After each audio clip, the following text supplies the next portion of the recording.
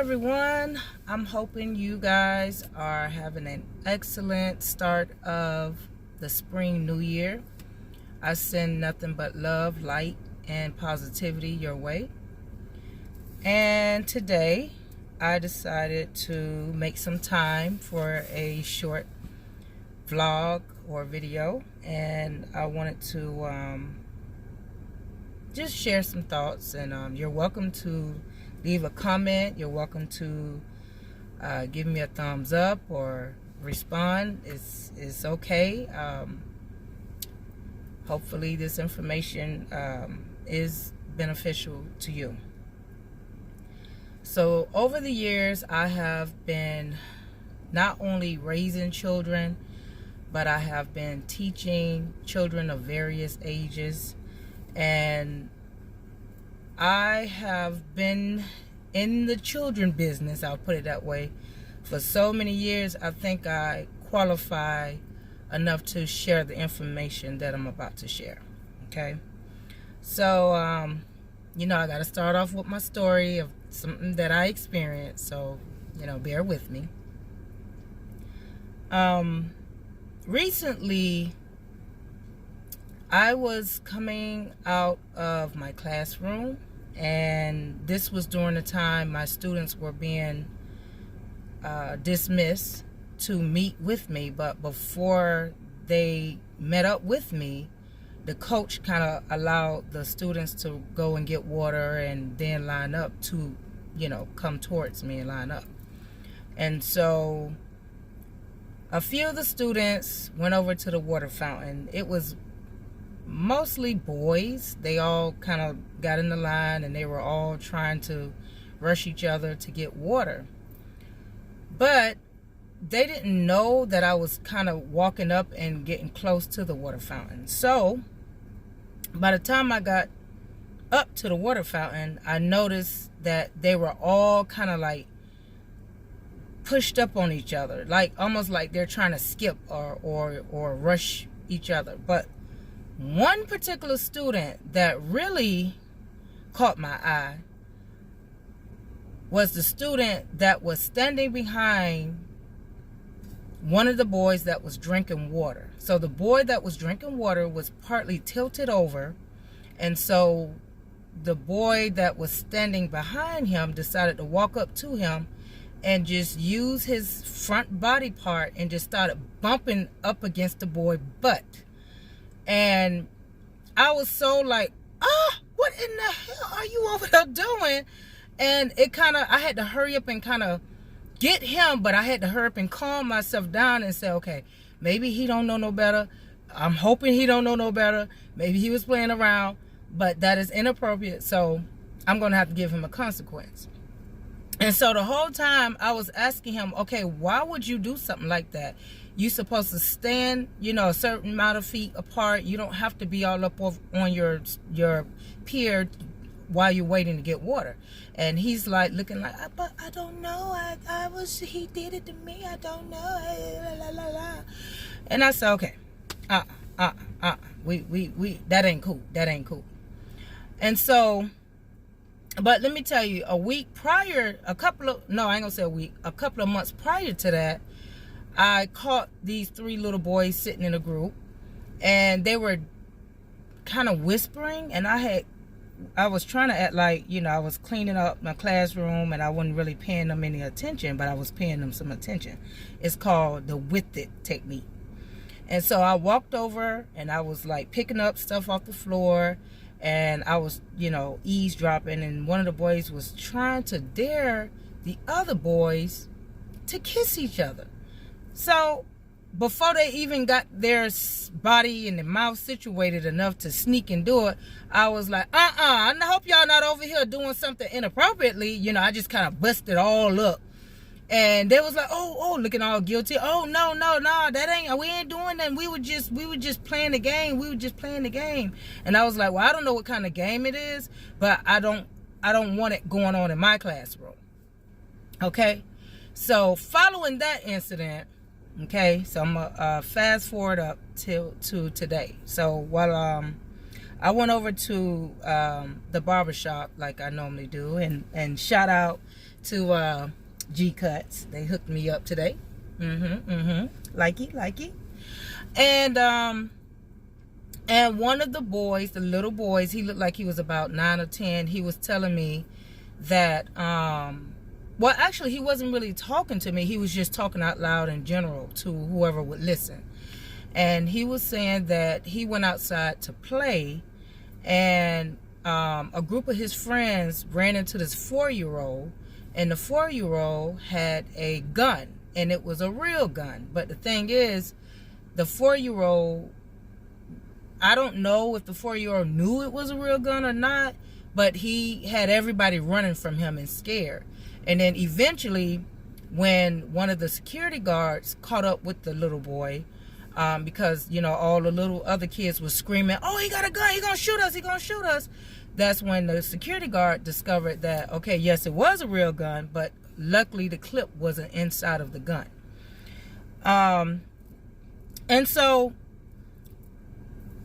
as I really reflect and think about some of the things that that's been going on, and I mean, I have many more stories, but this is just the most recent. I was saying to myself, okay, we got a serious problem in our community. And it's not just a black thing. It's not a white thing. It's not a Hispanic thing. It's not an Asian thing. It's a we thing. It's all of us.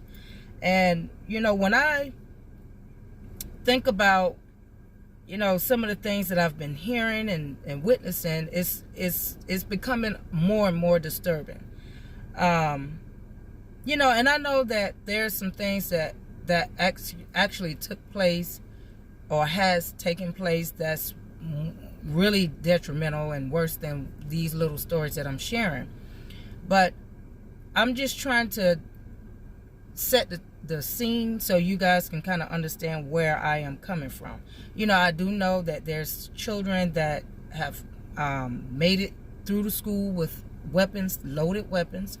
I know that there's students that actually take out their time to go and bully other students, and they jump on them and do all kinds of things to them. I'm actually a victim of being bullied, not just by my peers, but also by my family members.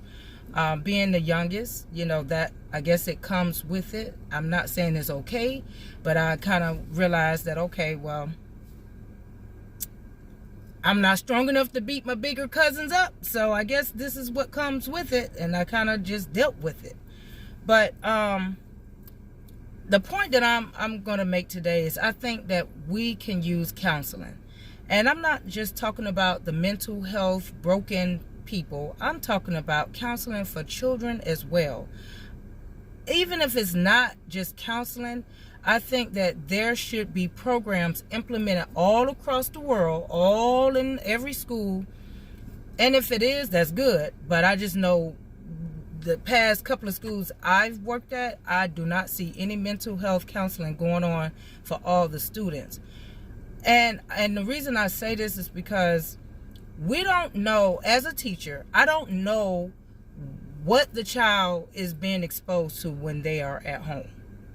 I don't know if they're exposed to domestic violence between their parents, or they're helping a struggling sick parent that's, you know, in bad health and put a lot of responsibilities on the little child.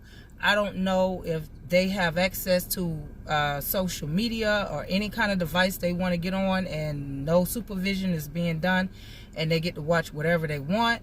And I don't know.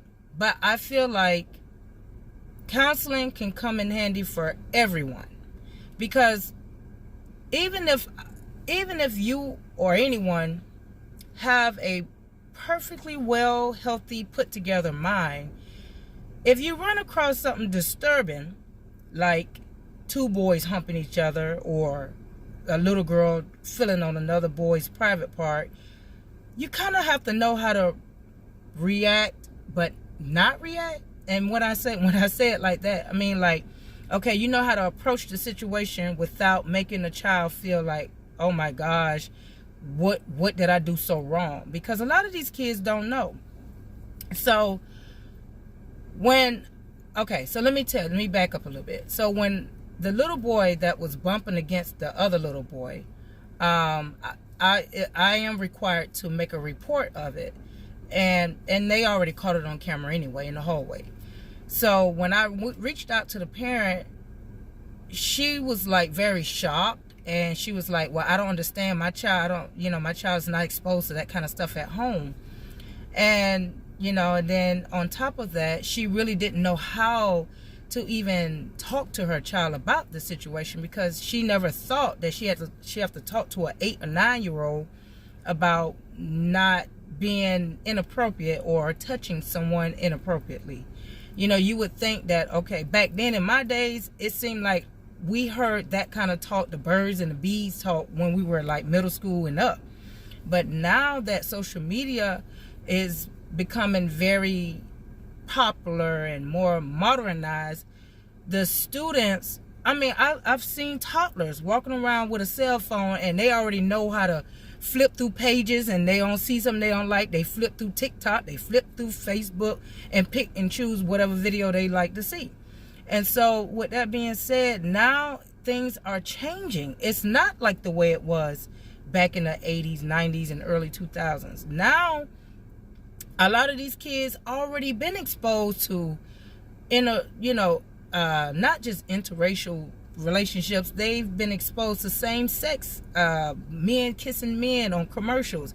They've been exposed to women hugging on women and different things like that. They've even been exposed to violence, like Squid Game. Oh my goodness, that is like the recess favorite for my students. And I'm like, can we just go back to hopscotch, and can we go back to jump rope? What is going on with y'all? Y'all actually playing red light, green light, and took it and turned it into a violent game? Like, what is going on? It's almost like they took the movie Saw and they mixed it up with Barney movie, and then it's like they combined and created a game. And it's like, what do we what's going on? Like, you actually falling out and shaking on the ground like you actually got shot, and you're out, you're dead out. You're like, that's the kind of stuff that these students that I've been working with, that's, and I'm a general ed teacher, and these are things that I've been seeing, and it's become a little bit, it's cute a little bit, but then at the same time, it's very disturbing. It's very disturbing. And so I feel like, I worry a lot, because I know that eventually these students, they're going to grow up. They're going to be our future generation. And so if we don't get it under control and really educate them the right way, and stop being so afraid to face the fact that, okay, yes, it is time to talk to your child about certain things that you probably wanted to wait until they were 17, 18, 19. You really going to have to present that, especially if you're the type of parent that hug and kiss on your man or your woman in front of your child.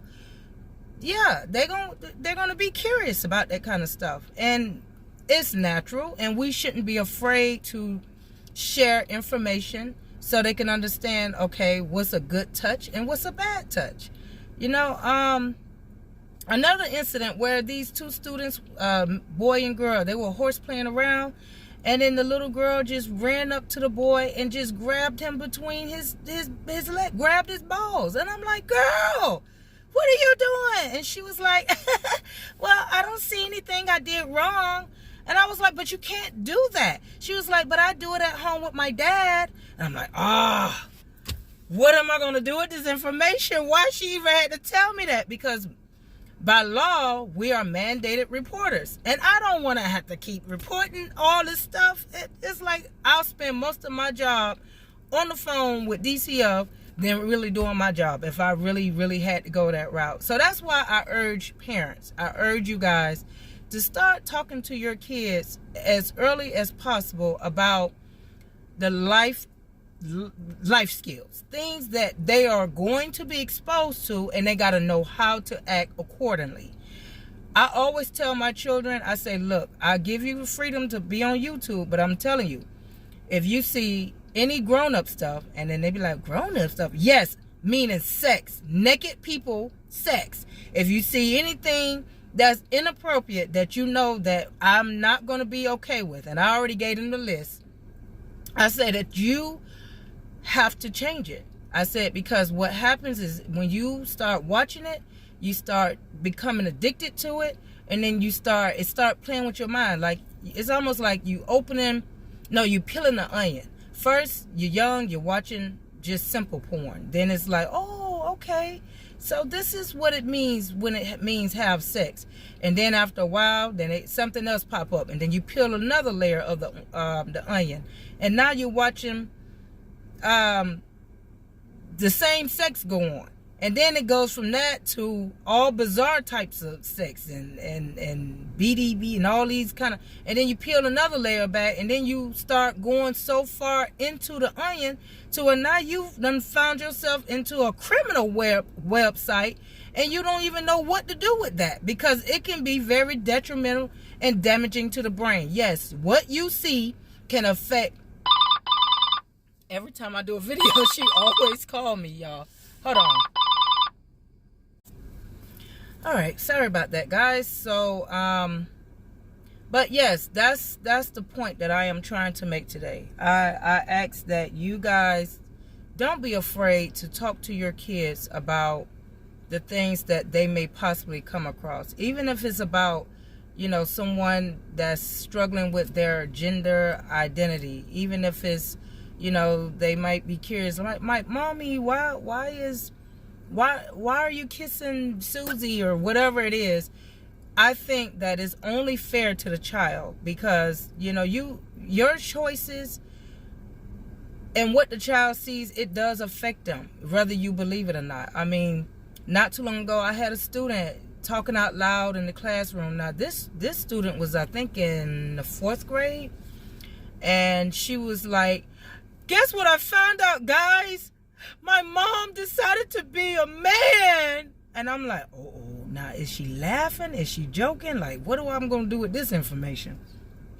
And I said, hey, come step outside. Let's see if we can, work some out, because I noticed that you are getting very emotional, and I don't think your mom want you telling her business to the whole entire class.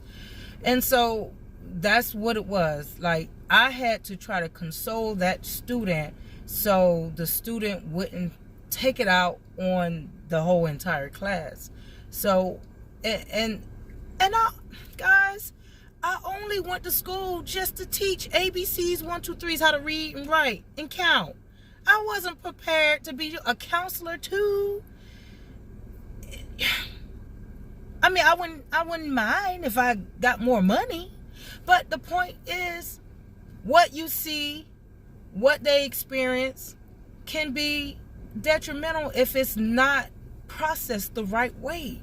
If these students don't get the clear understanding, because they're becoming more and more advanced. You see how they show some of these TikTok videos where the babies are now coming out and holding their head up. They're not coming out bobbing and weaving like they used to back in the early 90s and 80s. These babies are already trying to figure out how to crawl and walk, and they only been out the womb for about 2 weeks. So these kids are very smart, and they know, whether you think they don't know, they be knowing. And if they don't get this information processed right of whatever they experience, they can hold it in for so many years, and when they come out, you in for a rude awakening. You be wondering, okay, why is my child more bitchier than I am? And I'm paying the bills. You're going to be wondering, why is my child so violent and he haven't been around anybody in prison? Because they are trying to process and figure out what to do with these emotions that's all over the place. And mama trying to keep me from this information, but my friends already introduced me to this information, and I need to know what to do with these feelings and what to do with this information. And I don't think it's fair that these kids got to walk around and figure out things, because then it makes it hard on people that got to work with them.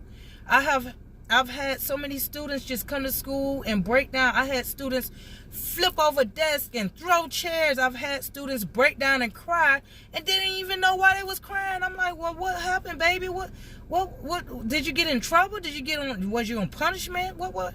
And then they were telling me, no, my uncle got shot and got murdered. And I'm like, oh. And I had to try to figure out the right way to communicate with the child so the child wouldn't shut down.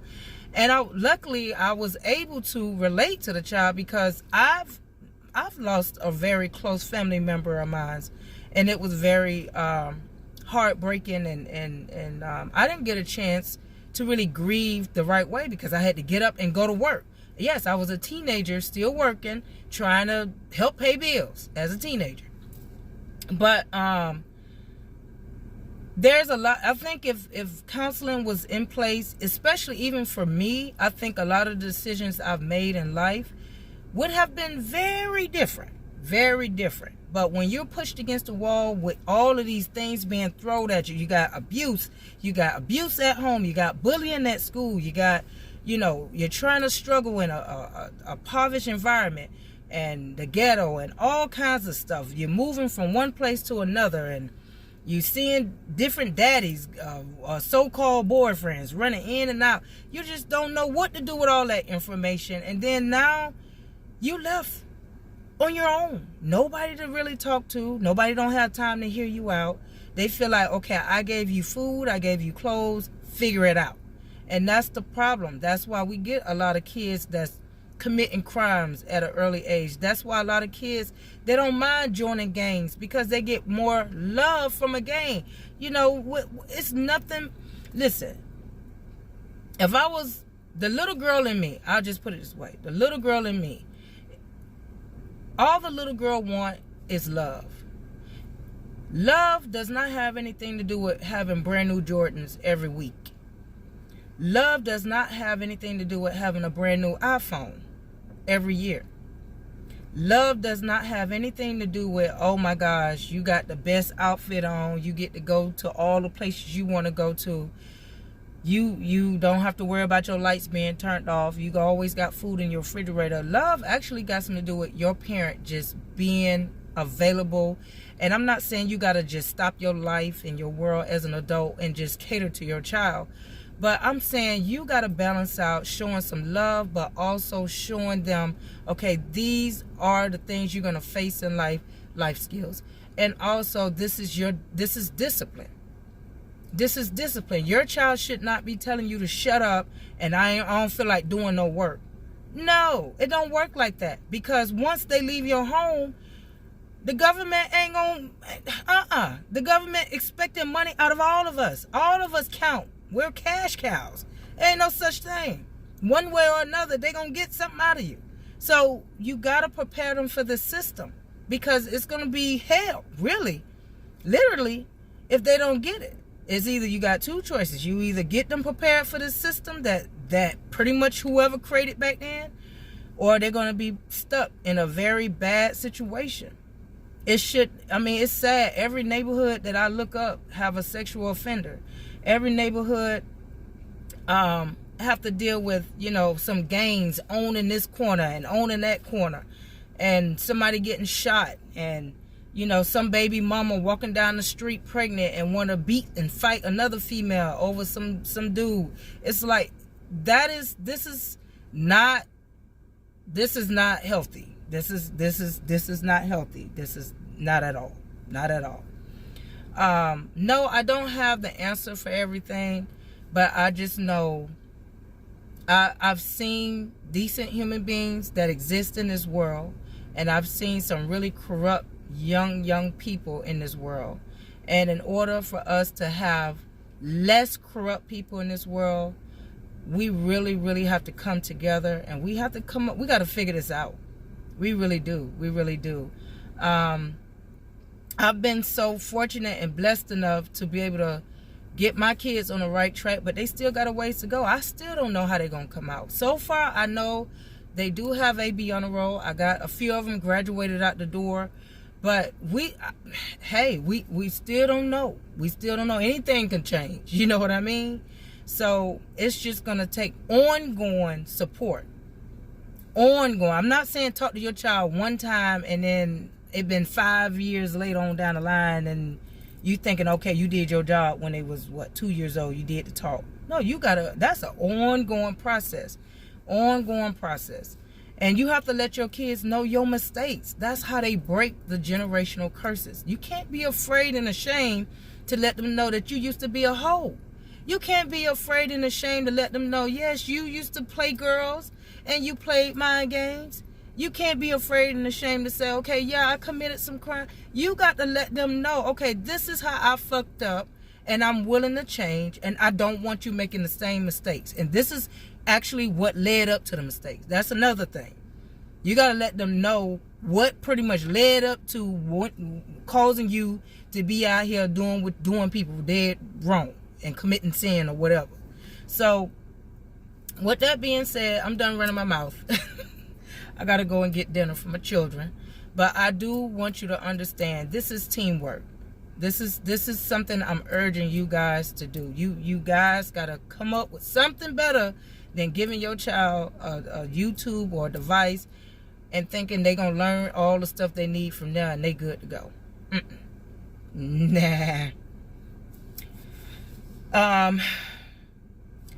So I'm going to conclude here. Thank you for listening. Thank you for supporting. You're welcome to share, give me a thumbs up, subscribe. I'm making baby steps and strides, and I'm trying to get this YouTube thing going. And I'll try to do better at making this consistent with bringing weekly stories and experiences and advice. Like I always tell you, you can take it or you can leave it. But other than that, y'all take it easy. Until next time, peace out.